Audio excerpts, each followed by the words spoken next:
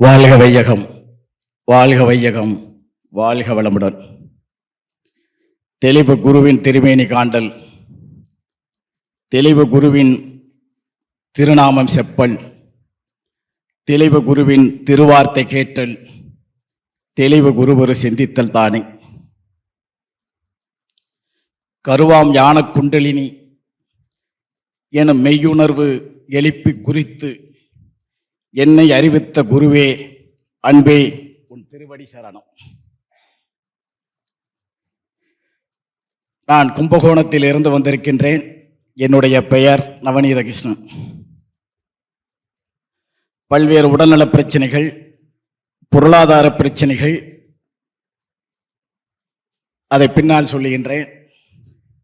என்னுடைய நண்பர் ஒருவர் என்னுடைய நிலை பார்த்து 2 ஆண்டுகளாக ஆழியாறு செல்லுங்கள், அங்கு சென்றால் உங்களுக்கான வழி கிடைக்கும், நிம்மதி கிடைக்கும், வாழ்வு மாறிவிடும் என்று அடிக்கடி சொல்லிக் கொண்டே வந்தார். பல்வேறு சூழல் காரணமா என்னால் வர முடியலை. இந்த முறை கூட நான் போன பேட்சுக்கு தான் நான் இங்கே டைம் வாங்கியிருந்தேன். அந்த 17ஆம் தேதி 13ஆம் தேதியிலேருந்து 17ஆம் தேதி வரைக்கும். அப்புறம் அதை நான் அப்புறம் திரும்ப கேட்டேன். அன்றைக்கி 17ஆம் தேதி ஒரு வேலை இருக்குது, 16ஆம் தேதி முடிச்சுட்டு போகலாமான்னு ஆஃபீஸில் கேட்டேன். இல்லை, 5 நாள் இருக்கணும்னாங்க. அப்புறம் ஏப்ரல் 3ஆம் தேதிக்கு ஒரு பேட்ச் இருக்குது, அதுக்கு வாங்க அப்படின்னு அதில் பதிஞ்சிட்டேன். அப்புறம் எனக்கு அன்பொலி புக்கு வந்தது. அதில் இந்த பேட்ச் இல்லை இருக்குன்னு கேட்டவுடனே மாற்றி கொடுத்ததுக்கு வந்தேன். நான் முதல்ல இங்கே சொல்லக்கூடிய விஷயம், ஒரு மனிதனுக்கு உணவு, உடை, இருப்பிடம். நான் இங்கே பார்த்த உடனே இந்த உணவு ஒரு சத்தான திரகாத்திரமான உணவு. நான் இந்த மாதிரி நான் ஏன் அதை சொல்கிறேன்னா, ஏறத்தாழ ஒரு 10 தியான பயிற்சிகள், ஆன்மீக பயிற்சிகளுக்கு நான் போயிருக்கிறேன். அவங்க நடத்தின இடமெல்லாம் ஏற்காடு, கொடைக்கானல், மெட்ராஸில் ஒரு ஸ்டார் ஹோட்டலில் தான் நடத்துவாங்க. அந்த மாதிரிலாம் நான் பயிற்சிகளுக்கு போயிருக்கோம். அதில் இருந்ததெல்லாம் ஒரு மாதிரி நிலை, அதை நாம் பேசுகிறதுக்கு இல்லை. இங்கே பார்த்த உடனே உணவை பார்த்தீங்கன்னா எனக்கு மிக பிடித்தது. எல்லாமே சத்தானது, உடம்புக்கு ஒவ்வாமை தராத ஒரு உணவு. அடுத்தது பார்த்தீங்கன்னா ரெஸ்ட் ரூம். உலகத்திலேயே எனக்கு தெரிஞ்சு நான் பல இடங்களில் போயிருக்கிறேன். நான் மெடிக்கல் ரெப்பாக இருந்ததுனால நான் என்னுடைய 20 ஆண்டு கால வேலை லாட்ஜில் தான், நிறைய லாட்ஜு தான். எங்களுக்கு மெடிக்கல் ரெப்பு மீட்டிங் நடத்தினா கூட ஸ்டார் ஹோட்டலில் தான் மீட்டிங் நடத்துவாங்க. அந்த மீட்டிங்கில் கான்ஃபரன்ஸ் எல்லாம் போவேன். ஆனால் ஆழியாரில் இருக்கிற ரெஸ்ட் ரூம் தான் உலகத்திலேயே பெஸ்ட் ரூம்னு சொல்கிற அளவுக்கு இருக்கிறது என்னுடைய இது. அடுத்தது பார்த்தீங்கன்னா, குளியல் அறையில் ஒரு குடித்தனமே நடத்தலாம் போல.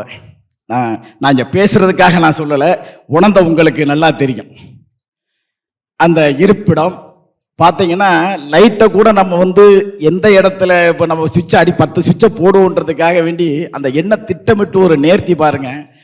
L1, F1, ஆமாம், அந்த சுவிட்சை பார்த்து அதுக்கு ஒரு நம்பரை கொடுத்து போட்டிருக்காங்க. நான் அதெல்லாம் ஒரு திட்டமிடல். இதெல்லாம் நம்மளுடைய வாழ்க்கையில் நாம் எப்படி இருக்கணுன்றதுக்கான ஒரு படிப்பனை, பயிற்சி ஒரு பக்கம் இருந்தாலும் கூட அந்த இடத்தினுடைய அமைப்பு. அடுத்தது நமக்கு உணவு, இது உடை. அந்த உடை கூட இங்கே ஒரு 50% டிஸ்கவுண்டில் கொடுக்குற அளவுக்கு ஒரு இடம். இதையெல்லாம் பார்க்குறப்ப எனக்கு உண்மையிலேயே இது ஒரு பிரமிப்பாக இருந்தது. அடுத்த விஷயம் என்ன அப்படின்னால், இந்த பயிற்சி. இந்த பயிற்சி ஒரு சாதாரணமாக ஒரு 3500 ரூபாய்க்கு நாம் பெற்றிருக்கிறோம் என்று சொன்னால், வள்ளலார் சொன்னது மாதிரி, நான் என்ன புண்ணியம் செய்தேனே அம்மா, நான் என்ன புண்ணியம் செய்தேனேன்ற மாதிரி நாமெல்லாம் புண்ணியம் செஞ்சிருந்தா தான் அது கிடைச்சிருக்கும். 3500 ரூபாய்க்கு ஒரு 3 கோடி ரூபாய் அளவுக்கு நம்ம பயிற்சியை பெற்றிருக்கிறோம். நான் இதுக்காக சொல்லலை, அதை நான் ஏன் சொல்கிறேன் அப்படின்னு சொன்னால், ஆழியார் எப்படி இருக்குமோ அப்படின்னு நான் நினச்சி வந்தோம். ஆனால் இங்கே பார்த்த பிறகு முதல் நாள் ஒரு மாதிரியாக இருந்தது.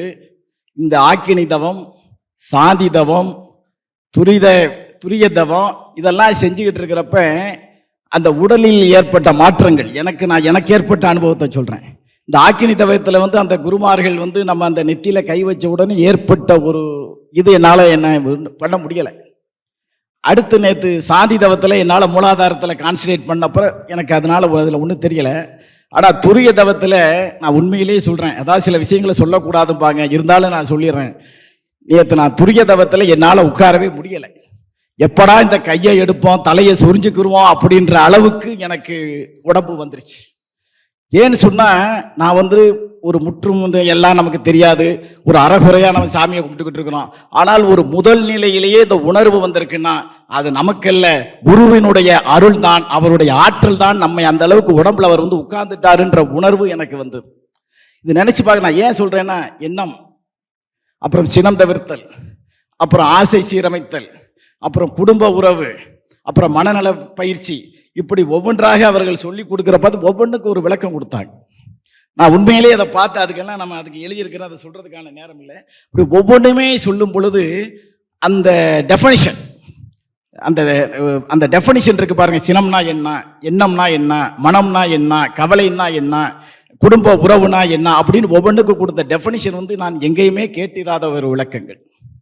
நண்பர் கார்த்திகை நாங்கள் ரூம்ல இருக்கிறப்ப அவர் சொன்னார், சார் இந்த உலகத்தில் அவங்கவங்க தான் தவம் பண்ணி அவங்கவங்க தான் பயிற்சி எடுக்க கூப்பிடுவாங்க, இந்த உலகத்தில் தான் மட்டும் அந்த இன்பத்தை அனுபவிக்க கூடாதுன்னு சொல்லி குடும்பத்தையும் கூட்டு குடும்பத்து பிள்ளைகளையும் கூட்டு குடும்பத்தையே உட்கார வச்சு குடும்பத்தை வளமாக்கணும்னு நினைச்ச ஒரே குருபுரான் நம்முடைய அருட்தந்தை மகரிஷி தான் அப்படின்னு சொல்லி அவர் ஏற்ற சொன்னார். அப்படி ஒரு குடும்பத்தையே கூட்டு உட்கார அளவுக்கு வச்சு அவர் மட்டும் நல்லா இல்லாம, அவங்க சொன்னாங்களே எல்லோரும் இன்புற்றிருக்க நினைப்பது இல்லாமல் வேறொன்று தாய்மானவர் சொன்ன மாதிரி அப்படி எல்லாரும் இன்பமா இருக்கணுன்ற ஒரு இடத்துக்கு நாம் வந்திருக்கிறோம் என்று சொன்னால், ஏன்னா நான் கும்பகோணத்தில் ஒரு சமீபத்தில் நீங்கள் பேப்பர்களை எல்லாம் பார்த்துருப்பீங்க, நான் ஈட்டிய வருமானம், என் மனைவி ஈட்டிய வருமானம் எல்லாம் சேர்ந்து உயரத்தால் ஒரு 75 லட்சம் ரூபாய்க்கு மேலே என்னுடைய வட்டிக்கு ஆசைப்பட்டு நண்பர்கள் பேச்சை கேட்டு இன்வெஸ்ட் பண்ணி அந்த பணம் இல்லாமல் நாங்கள் தத்தளித்து போனோம்.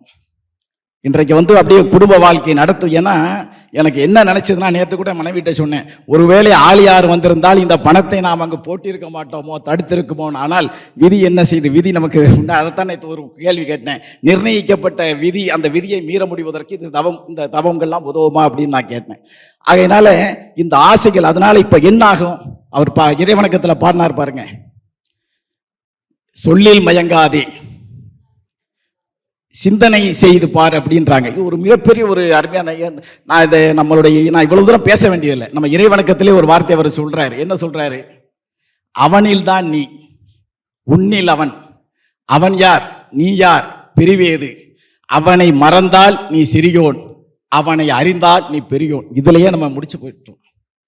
அப்ப இல்ல ரொம்ப வார்த்தையை நம்ம குருபுரான் பிரயோகப்படுத்தி இருக்கிறார். அவனில் தான் நீ, என்ன சொல்றாரு பாருங்க, இறைவன்கிட்ட தான் நீ, அப்புறம் தான் இறைவன் நம்ம கிட்டன்றார். ஆக இறைவன் நமக்கு குழந்தையாக, நம்மில் இறைவன் குழந்தையாக, இப்படி இருக்கக்கூடிய ஒரு பாட்டினுடைய தத்துவத்தை ஒரே வரியில முடிச்சுட்டாரு. இதை படிச்சுட்டாலே நம்மளுடைய பயிற்சியுடைய நோக்கம் முழுவதுமாக நிறைவேறி இருக்கிறது. எப்படிப்பட்ட ஒரு நிலையில நான் உண்மையிலே எனக்கு என்ன பிரச்சனை, நான் வரும்பொழுது பார்ப்பேன், இந்த மலையை பார்ப்பேன். நான் ரொம்ப வியந்த விஷயம் அதுதான். இந்த மலையை பார்க்கும் பொழுது எனக்கு அது உணர்த்தின விஷயம் என்னன்னா, சொல்லுவாங்க, கல் மாதிரி வச்சிருக்கனியா உடம்ப, பாறை மாதிரி வச்சிருக்கனியா உடம்ப அப்படின்னு. அது மாதிரி இருந்தாலும் கூட நீ இருக்கின்ற நீ இந்த இடத்திற்கு குன்று போல நீ உயர்ந்து நிற்க வேண்டும் என்று சொன்னால் அதற்கு தவமும் உடற்பயிற்சியும் அவசியம் என்பதை உணராமல் உணர்த்துகின்ற ஒரு குன்றாக இந்த ஆழியாறு மலை இருக்கிறது என்பதுதான் என்னுடைய மனத்தினுடைய வெளிப்பாடு. இப்போ வீட்டில் விளக்கேற்றணும், திரி வாங்கணும்.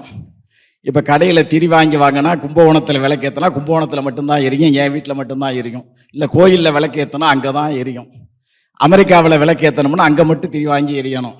ஆனால் நம்ம ஒரு வீடியோ ஒன்று பார்த்தோம், ஒரு சாமியார் வந்தார், குழந்தையை தூக்கினார், பார்த்தார், அவருக்கு வேதாத்திரி என்று பெயர் வைத்தார் என்று நம்ம அந்த ஒளிக்காட்சியில் நம்ம பார்த்தோம்.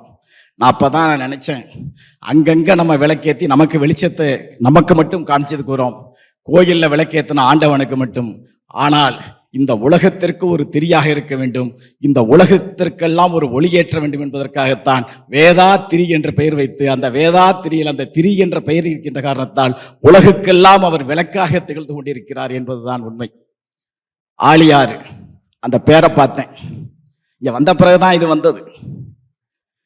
இந்த மனித என்பவன் ஆறு தான் கடல்ல போய் சங்கமிக்கும், கடல்ல ஆறுகள் தான் கடல்ல சங்கமிக்கும். அது மாதிரி மனித ஆறுகள், ஆழி என்றால் கடல், இந்த இறைக்கடலில் நாம் சங்கமிப்பதற்கு தவம் என்ற முத்தெடுத்து மூழ்க வைத்து சக்தி என்ற ஒரு உடற்பயிற்சி கொடுத்து கொத்தான பலன்களை தருகின்ற ஒரு வித்தாக ஆழியார் அறிவு திருக்கோவில் இருக்கிறது. ஆகையினால் ஆழியாறு என்பது காலத்தால் அழியாத வரலாறு. வாழ்க வளமுடன். நன்றி, வணக்கம்.